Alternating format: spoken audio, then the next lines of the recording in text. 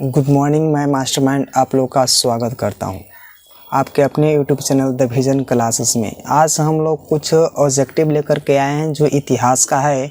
इस चैप्टर का नाम है यूरोप में राष्ट्रवाद। यूरोप में राष्ट्रवाद का जो ऑब्जेक्टिव है उसके बारे में आज हम लोग जानेंगे। मैं हूं मास्टरमाइंड।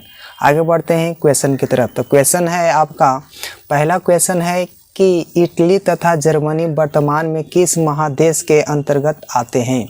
जी हाँ, क्वेश्चन है आपका, इटली तथा जर्मनी वर्तमान में किस महादेश के अंतर्गत आते हैं। तो इसका सही आंसर आपको चुनना है। अगर आप जानते हैं तो अपने कमेंट बॉक्स में आंसर दे सकते हैं, नहीं तो मैं इसका आंसर बतलाऊंगा। तो इसका सही आंसर हो जाएगा सी, यूरोप में। अब चलते हैं अगले क्वेश्चन की ओर। अगला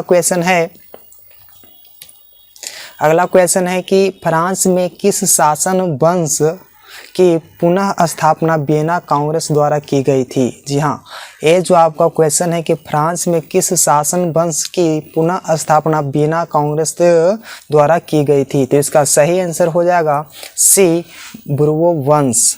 याद रखिएगा, इसका सही आंसर सी होगा, बुर्बो वंश, जो कांग्रेस द्वारा स्थापना की गई थी वियना में। अब चलते हैं आगे।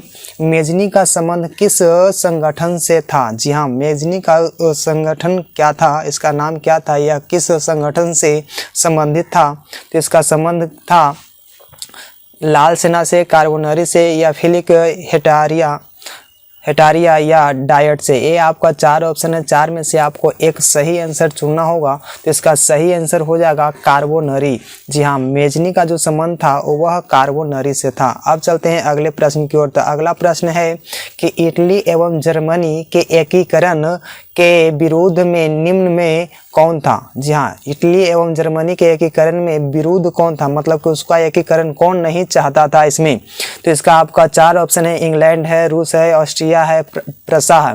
तो इसका सही आंसर आपको बताना होगा। तो इसका सही आंसर हो जाता है सी, ऑस्ट्रिया। ऑस्ट्रिया जो था जर्मनी और इटली का एकीकरण नहीं चाहता था। अब चलते हैं अगले प्रश्न की ओर। अगला प्रश्न है, काउंट काबूर को विक्टर इमैनुअल ने किस पद पर नियुक्त किया था। याद रखिएगा, ये क्वेश्चन आते हैं जी कि काउंट काबूर को विक्टर इमैनुअल ने किस पद पर नियुक्त किया था, स्थापित किया था। सेनापति के रूप में, फ्रांस के राजदूत के रूप में, या प्रधानमंत्री या गृह मंत्री। तो इसका सही आंसर हो जाएगा सी, प्रधानमंत्री पद पर इसका नियुक्ति किया गया था, जो किया था विक्टर इमैनुअल ने।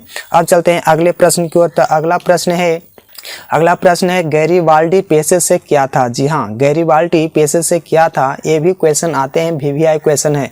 तो देखिएगा, गैरीबाल्डी सिपाही था, किसान था, जमींदार था, या नाविक था। तो इसका सही आंसर नाविक होगा, इसमें कतई भूलने की बात नहीं है। अब चलते हैं अगले प्रश्न की ओर। अगला प्रश्न है, जर्मन राइन राज्य का निर्माण किसने किया था। जी हाँ, जर्मन राइन राज्य का निर्माण किसने किया था। तो इसका आपका 4 ऑप्शन है। अगर आंसर चाहते हैं या तो जानते हैं तो इसका कमेंट में आप लोग अपना आंसर लिख सकते हैं टाइप कर करके।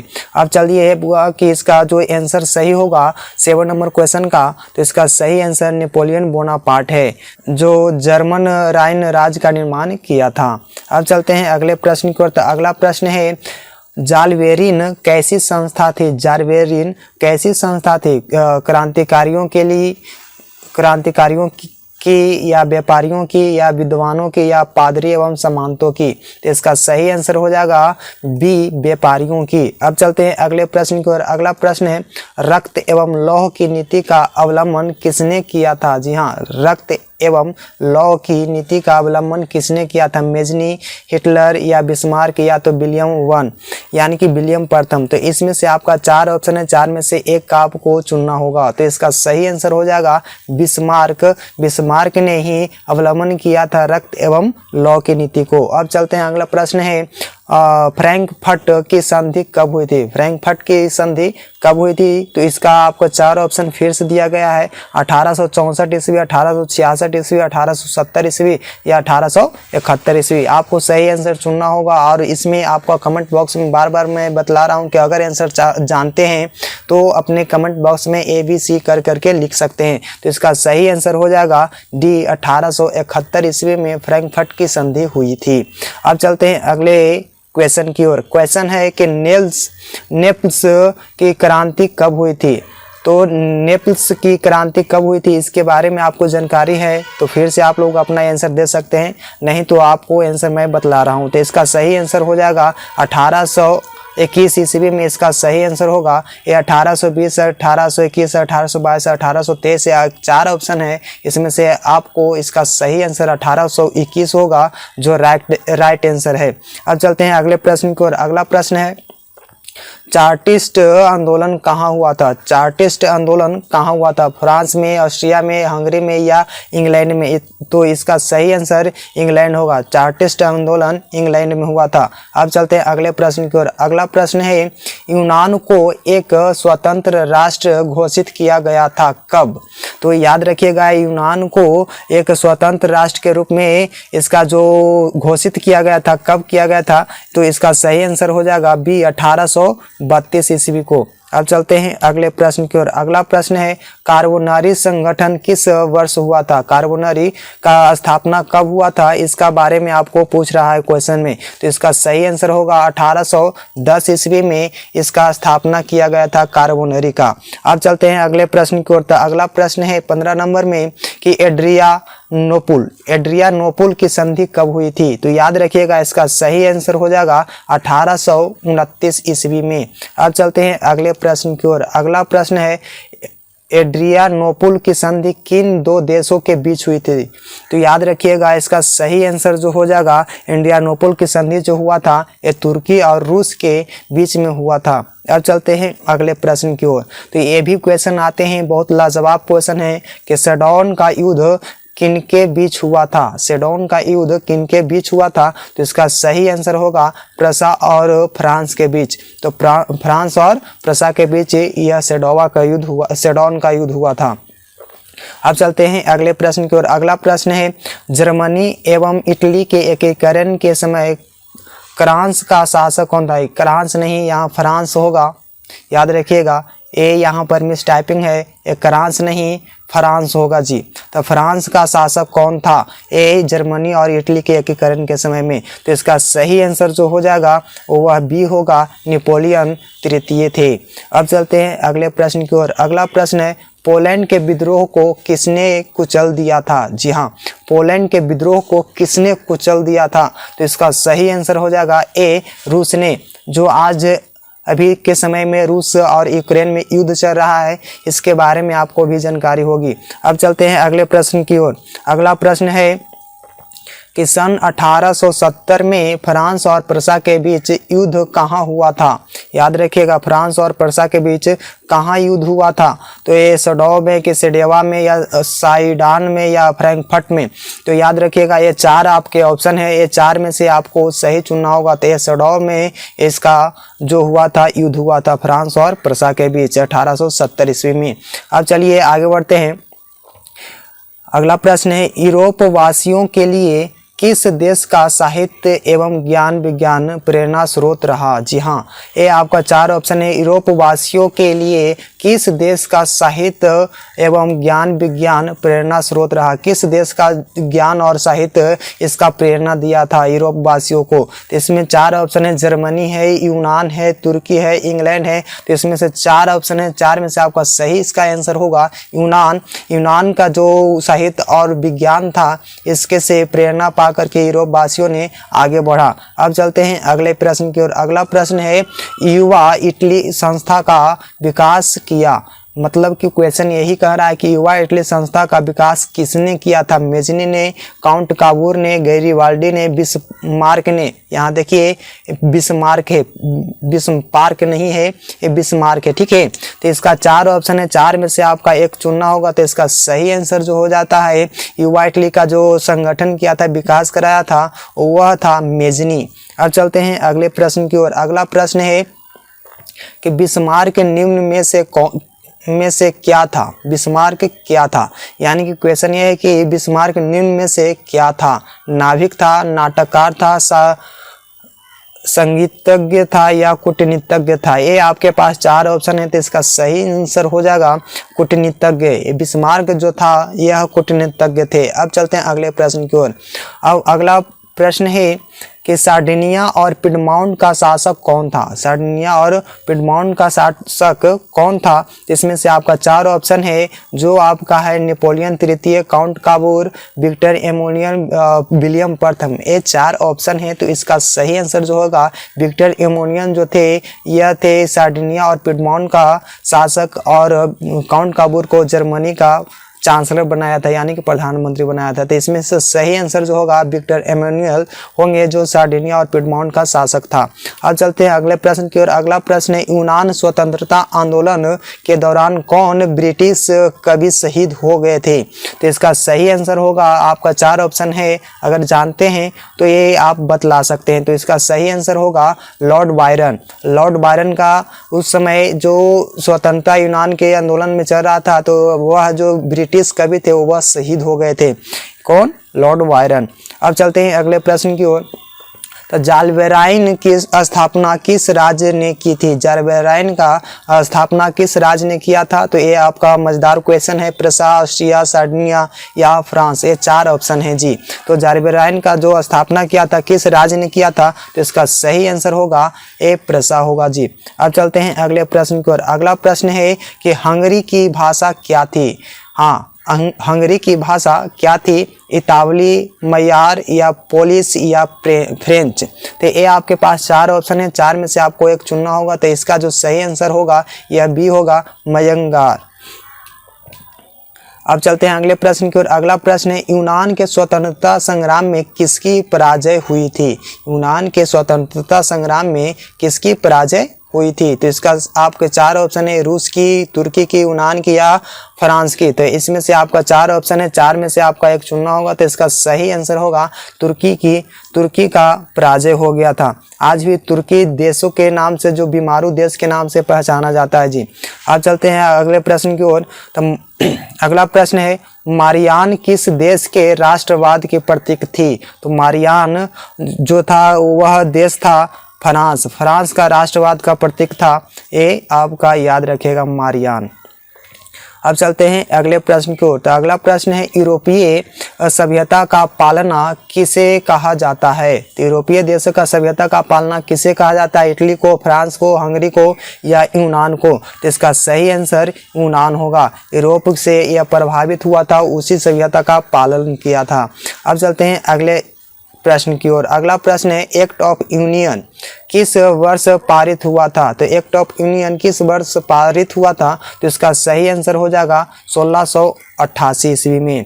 अब चलते हैं अगले प्रश्न को। तो अगला प्रश्न है कि 1789 की फ्रांसीसी क्रांति के समय वहाँ किस राजवंश का शासन था। तो याद रखिएगा, ये जो 1789 के जो फ्रांसीसी क्रांति है उस समय का जो राजवंश का शासक था वह था बुर्बो वंश। याद रखिएगा जी।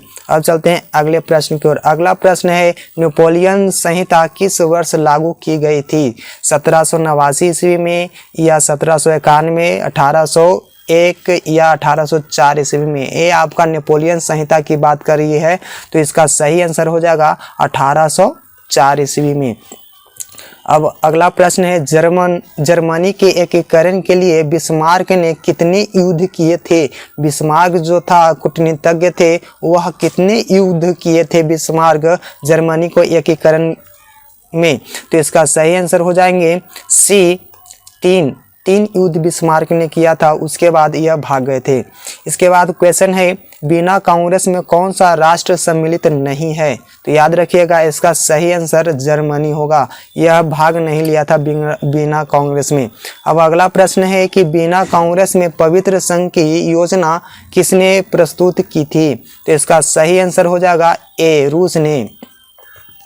अब है अगला प्रश्न है यंग इटली के संस्थापक कौन था। जी हाँ, यंग इटली का संस्थापक कौन था। तो याद रखिएगा इसका जो सही जो आंसर होगा वह होगा मेजनी, यानी कि सी ऑप्शन सही होंगे जी हाँ। अगला प्रश्न है फ्रांस के किस राजा ने कहा था कि अंग्रेजी राजा के भांति शासन करने की अपेक्षा लकड़ी काटना अधिक पसंद करूंगा। याद रखिएगा, फ्रांस का राजा की बात कर रहा है जी। तो इसका सही आंसर होगा चार्ल्स दसम ने यह बतलाया था कि हम अंग्रेजी शासन या अंग्रेजी राजा के भांति हम शासन नहीं करेंगे। अब चलते हैं अगले प्रश्न की ओर। अगला प्रश्न है कि प्रसा का शासक कौन था? प्रसा का जो शासक था वह कौन था? तो इसका सही आंसर होगा विलियम प्रथम। अगला प्रश्न है यूरोप का मरीज किसे कहा जाता है? यहाँ देखिए मिस टाइपिंग हो गया है, तो इसे जो क्वेश्चन है कि यूरोप का मरीज किसे कहा जाता है, तो इसका सही आंसर होगा, यह आपका सही होगा सी, तुर्की को कहा जाता है जी। अब चलते हैं अगले प्रश्न की ओर। अगला प्रश्न है नेपोलियन ने जर्मनी में किस संघ की स्थापना की थी? तो यह राइन संघ की स्थापना किया था जी। अब है अगला प्रश्न, किस संधि द्वारा स्वतंत्र यूनान राष्ट्र की स्थापना हुई थी? याद रखिएगा, किस संधि द्वारा स्वतंत्र यूनान की राष्ट्र की स्थापना की गई थी? तो इसका सही आंसर हो जाएगा डी, एड्रियानोपल की संधि द्वारा। अब है अगला प्रश्न, यंग यूरोप की स्थापना किसने की थी? यंग यूरोप की स्थापना किसने किया था? काबूर ने किया था या मेजनी ने किया था, बिस्मार्क या गैरीबाल्डी ने? तो याद रखिएगा, इसका सही आंसर मेजनी होगा, यानी कि ऑप्शन नंबर बी होगा जी। अगला प्रश्न है नव गुएल्फ आंदोलन कहाँ हुआ था? इटली में या जर्मनी में या तो फ्रांस या तो ब्रिटेन? ये चार ऑप्शन है, चार में से आपको एक सही करना है। तो इसका सही आंसर होगा इटली में। अब है अगला प्रश्न। अगला प्रश्न है कि मेटरनिक कौन था? जी हाँ, मेटरनिक कौन था? ऑस्ट्रिया का चांसलर था या फ्रांस का चांसलर था या फ्रांस का सम्राट था या तो प्रसा का चांसलर था या रूस का चोर था? याद रखिएगा, चार ऑप्शन है, तो इसका सही आंसर होगा ऑस्ट्रिया का चांसलर था। ऑस्ट्रिया नहीं, ये ऑस्ट्रिया है, ठीक है। अब चलते हैं अगले प्रश्न की ओर। अगला प्रश्न है कार्बोनारी की स्थापना किस वर्ष हुई थी? याद रखिएगा, कार्बोनारी की स्थापना किस वर्ष हुई थी? आपके चार ऑप्शन है जी, 1810 में या 1815, 1830 या 1848 ईस्वी में। ये आपके पास चार ऑप्शन है, तो इसका सही आंसर जो होगा 1810 ईस्वी में इसका स्थापना किया गया था कार्बोनारी का। अब चलते हैं अगले प्रश्न की ओर। अगला प्रश्न है कि 1830 है, 1830 की क्रांति के बाद फ्रांस में किस प्रकार का शासन स्थापित हुआ था? तो यह जो इसका सही आंसर होगा निरंकुश राजतंत्र वहां पर स्थापित हो गया था फ्रांस में। अब है अगले प्रश्न। अगला प्रश्न, लाल कुर्ती नामक संस्था का गठन किसने किया था? याद रखिएगा, लाल कुर्ती नामक संस्था का गठन किसने किया था? तो इसका जो सही आंसर होगा वह होगा गैरीबाल्डी। गैरीबाल्डी ने लाल कुर्ती नामक संस्था का स्थापना किया था। अब है अगला प्रश्न। अगला प्रश्न है राष्ट्रवाद के अवधारणा का जन्म किस घटना से माना जाता है? राष्ट्रवाद की अवधारणा किस उसका जो जन्म हुआ होगा वह किस घटना से माना जा रहा है? तो इसका सही आंसर होगा पुनर्जागरण के द्वारा। तो उसके समय ही इसका जो यूरोप में राष्ट्रवाद था उसका क्या हुआ था? तो इसका जो जन्म हुआ था। अगले प्रश्न की ओर चलते हैं। अगला प्रश्न है रक्त और लौह की नीति किसने अपनाई थी? तो इसका सही आंसर जो आपको है बताना है। तो इसका सही आंसर जो होगा आपके पास चार ऑप्शन है, चुनना होगा जी। पहला ऑप्शन है बिस्मार्क ने या फ्रेडरिक विलियम चतुर्थ ने, विलियम प्रथम ने, गैरीबाल्डी ने। तो याद रखिएगा चार ऑप्शन है, तो इसका सही आंसर जो होगा रक्त एवं लौह की नीति जो अपनाया था वह था बिस्मार्क, ठीक है। अब है अगले प्रश्न की ओर चलते हैं। अगला प्रश्न है कि किस युद्ध के बाद जर्मनी का एकीकरण पूरा हुआ था? याद रखिएगा, एक क्वेश्चन भी आपका एग्जाम के पॉइंट से आपका VVI है कि किस युद्ध के बाद जर्मनी का एकीकरण हुआ था। तो इसका जो आपके पास चार ऑप्शन है, क्रीमियन युद्ध का या सेडोवा का युद्ध या प्रसा डेनमार्क का युद्ध या सेडोन का युद्ध। तो ये आपके पास चार ऑप्शन है, चार ऑप्शन में से आपका सही एक टिक लगाना होगा। तो इसका सही आंसर होगा डी, सेडोन का युद्ध के बाद आपका जो जर्मनी का एकीकरण पूरा हो गया था। अब है अगला प्रश्न। अगला प्रश्न है कि किस संधि द्वारा जर्मनी का एकीकरण पूरा हुआ था? तो याद रखिएगा अभी जो क्वेश्चन था इटली का जर्मनी का एकीकरण पूरा हुआ था। फिर अगली बार क्वेश्चन है कि ये किस जो आपका संधि के द्वारा जर्मनी का एकीकरण पूरा हुआ था? तो इसका सही आंसर हो जाएगा फ्रैंकफर्ट की संधि द्वारा जर्मनी का एकीकरण पूरा हुआ था। तो इस वीडियो में इतना ही, फिर मिलेंगे अगले वीडियो में, तब तक के लिए जय हिंद।